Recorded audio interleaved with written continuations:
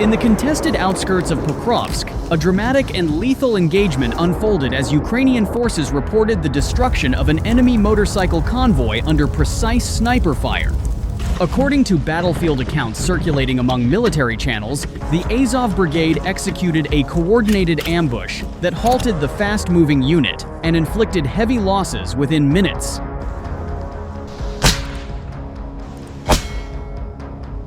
The incident reportedly occurred during early morning hours, when visibility was low but sufficient for trained marksmen operating with advanced optics. The convoy, composed of several motorcycles carrying armed personnel, was said to be moving quickly along a narrow, rural route, likely attempting to exploit speed and maneuverability to bypass traditional defensive positions.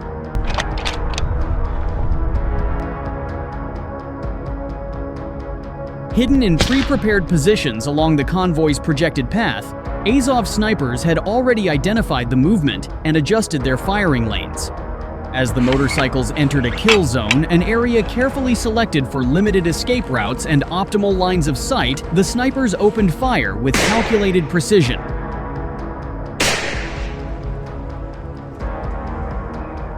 Witness descriptions suggest that the first shots targeted the lead riders, immediately disrupting the convoy's formation. Within seconds, follow-up shots struck trailing motorcycles, creating chaos and preventing any organized response. The narrow terrain reportedly worked against the convoy, leaving little room to maneuver or retreat. What makes this engagement notable is the effectiveness of sniper tactics against a mobile target. Motorcycles are typically used in combat zones for their speed, agility, and smaller profile compared to armored vehicles. They are often deployed for reconnaissance, rapid assaults, or supply runs in areas where heavier equipment is vulnerable or impractical. Military analysts point out that sniper teams trained in counter-mobility tactics can neutralize such threats if they anticipate movement patterns and terrain constraints. By positioning themselves along choke points or predictable routes, they can turn mobility into a liability, especially when riders are exposed and lightly protected.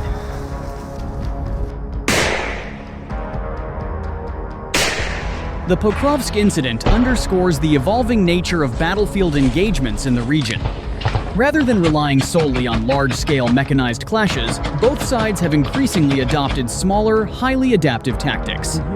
These include drone reconnaissance, ambush operations, and precision strikes by specialized units. For the Azov Brigade, the reported ambush demonstrates a high level of coordination and situational awareness. Successful sniper operations of this kind require not only marksmanship, but also intelligence gathering, timing, and communication among team members.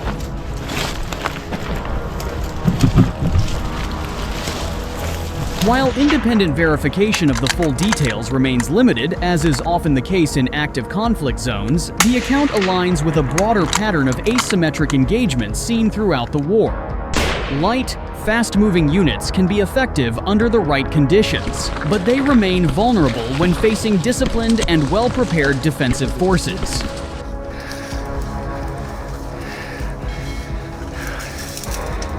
The aftermath of the clash reportedly left the route littered with destroyed motorcycles and casualties, effectively halting any further advance along that axis, at least temporarily. The psychological impact of such an ambush may also be significant, potentially discouraging similar tactics in the same area.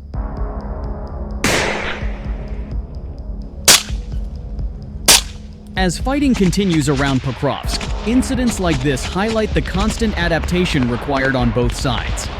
Mobility, speed, and innovation remain key, but so do anticipation, positioning, and precision. Analysts note adjustments on the front.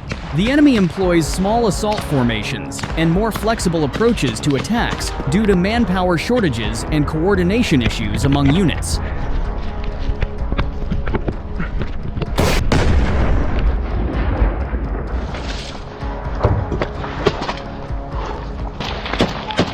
In particular, a significant portion of the Russian army's losses falls on recruits who are thrown into battle in small groups without proper coordination. This forces the command to revise strategy and seek new ways to conduct offensives on the front.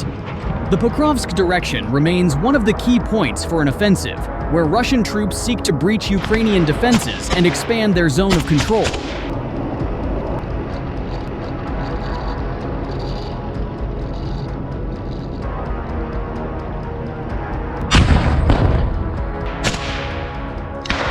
Analysts emphasize that Russia's overall strategy is aimed at exhausting Ukrainian forces, both on the front and in the rear, through strikes on infrastructure ahead of a possible spring-summer offensive in 2026.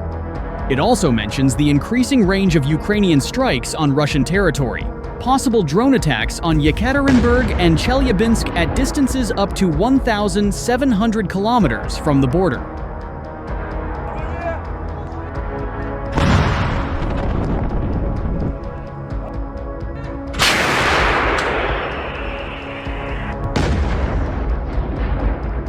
On April 15, the commander-in-chief of the Ukrainian Armed Forces, Oleksandr Syrsky, stated that the Russian army, with the change of weather, intensified offensive actions and is conducting them along almost the entire front, about 1,200 kilometers long. The hottest directions, according to Syrsky, were Oleksandrivsky, Pokrovsk, Kostiantynivsky, and Lyman.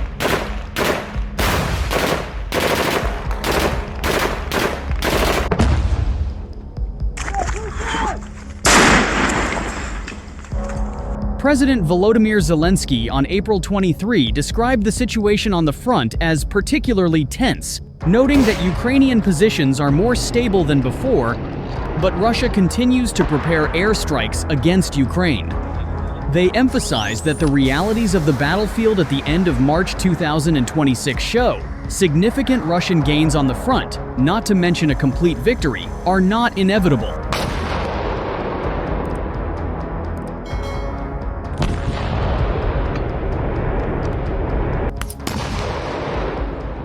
Other sections of the report emphasize the dynamism of the situation. Exhausting the enemy remains one of the main goals of Ukrainian defense and its allies in the current context of the fight in the east of the country.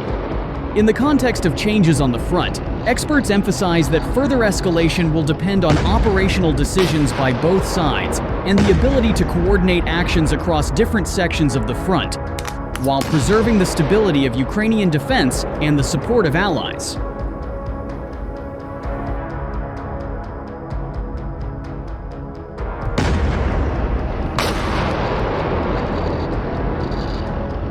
And the armed forces of Ukraine carried out a series of targeted strikes against Russian military infrastructure between April 24 and the early hours of Saturday, April 25, hitting strategic warehouses, command posts, and manpower concentrations.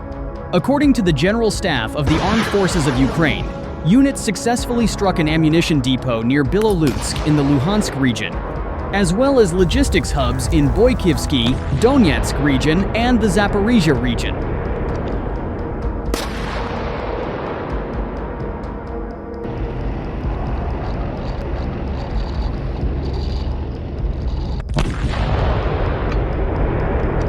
The operation also targeted several command and observation posts in Lysychansk and occupied parts of Zaporizhia and Donetsk, as well as a facility in Tyotkino within Russia's Kursk region.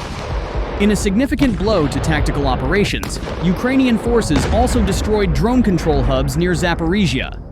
Additionally, strikes were confirmed against Russian troop concentrations in the Sumy, Luhansk, and Donetsk regions.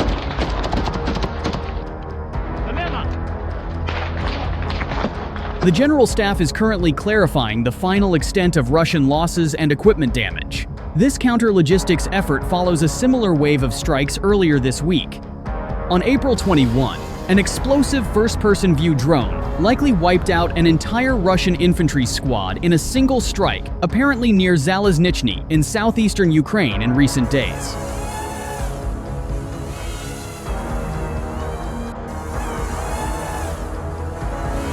Shrugging off heavy losses in and around that village, the Russians are advancing, however. The main Ukrainian unit, the area, the 225th Assault Regiment, may be showing signs of exhaustion nearly 3 months after Ukrainian forces launched a southeastern counteroffensive.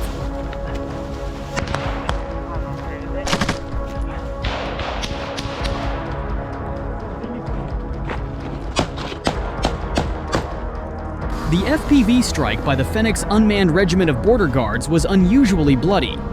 The Russians did Phoenix a favor by cramming 11 soldiers into the open bed of an unarmored cargo truck and rolling that truck within FPV range in broad daylight,